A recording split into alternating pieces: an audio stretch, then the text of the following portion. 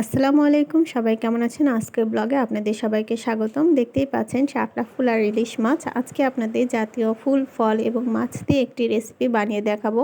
এই রেসিপিটা আমি নিজে থেকেই তৈরি করেছি। যাই হোক, আপনাদের কাছে ভালো লাগলে অবশ্যই লাইক, কমেন্ট, শেয়ার করে দেবেন। ও আরেকটা কথা, আপনাদের মনে হয়তো প্রশ্ন জাগতে পারে যে জাতীয় ফল কিভাবে তরকারিতে অ্যাড করা যাবে।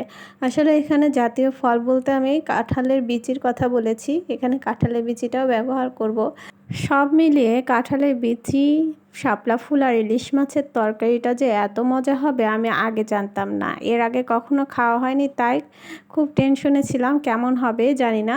তাই এই তরকারির সাথে বিকল্প আরেকটি তরকারি রেখেছিলাম। এটা হচ্ছে গরিবের ইলিশ, পাঙ্গাস, করলা আর আলু দিয়ে একটি তরকারি, পাঙ্গাস মাছ দিয়ে সব কিছু মশলা টশলা দিয়ে হাতে মাখিয়ে মাছ দিয়ে আমি এই গরিবের ইলিশটা উঠিয়ে দিব। আসলে শাপলার তরকারিটা খাওয়া যাবে কি না সেই সন্দেহ এই তরকারিটা রান্না করা আর কি। আর শাপলার তরকারিতে মাছটাও একটু কম দিয়েছি যদি খাওয়া না যায়, যেহেতু আজকে প্রথম আমি রান্না করছি। প্রথমে আমি এগুলো সুন্দর করে ধুয়ে আবার একবার ভাপ দিয়ে নিচ্ছি। শাপলার যে ডাঁটাগুলো ভাপ দেওয়া হয়ে গেলে তেল দিয়ে পেঁয়াজ কষিয়ে নিচ্ছি। আদা রসুন বাটা দিয়ে নিলাম, আদা রসুন বাটা, লবণ, হলুদ, মরিচ, জিরা গুঁড়া সব কিছু দিয়ে ভালো করে কষিয়ে নেব। মশলাগুলো কষানো হয়ে গেলে এতে আমি ইলিশ মাছগুলো দিয়ে দিব। মশলাগুলো কষিয়ে নিচ্ছি। মশলাগুলো যত ভালোভাবে কষিয়ে নেবেন তত স্বাদ হবে। এই যে আমি মাছগুলো দিয়ে উল্টে পাল্টে নিচ্ছি। মাছগুলো কষানো হয়ে গেলে মাছগুলো আমি উঠিয়ে নিব।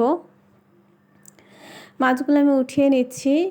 এখন আমি এই মশলার ভেতরে আলু, কাঁঠালের বিচি আর শাপলার যে ডালগুলো সিদ্ধ করে রেখে দিয়েছিলাম সেগুলো দিয়ে ভালোভাবে কষিয়ে নিচ্ছি। বিশ্বাস করবেন কি না জানি না, তরকারিটা যে এত মজা হয়েছিল, আমার ছোট্ট বাচ্চাটাও এই তরকারিটা খুব মজা করে খেয়েছে। একবার আমার উপর বিশ্বাস করে আপনারা অবশ্যই একদিন রান্না করে খেয়ে দেখবেন। আর যারা খান তারা তো জানেনই এটা টেস্ট কেমন। আমি আবার শাপলা যে ফুলটা ফুটেছিল সেটা আবার আমার চুলার পাশে রেখে দিয়েছি যেন দেখতে একটু সুন্দর লাগে। আর শাপলা দেখে যেন বুঝতে পারেন যে শাপলা রান্না করছি। এই যে আমার শাপলার সব কিছু কষানো হয়ে গেলে আমি এতে মাছগুলো দিয়ে নিচ্ছি। এ পাশটাতে আগে শসা কেটে নিচ্ছি, কারণ শসার সালাদ খাবো। এটা একেবারে দেশি কচি শসা, খেতে দারুণ ছিল। এইদিকে সালাদ করা হয়ে গেলে আমি তরকারিটা দেখে নিচ্ছি, তরকারির আলু সিদ্ধ হয়েছে কি না, সব কিছু ঠিকঠাক হয়ে গেছে। একটু লবণ টবণ দেখে নিলাম, দেখে ঢেকে দিয়ে কিছুক্ষণ রান্না করে এই যে আমার শাপলার তরকারিটা রেডি হয়ে গিয়েছে।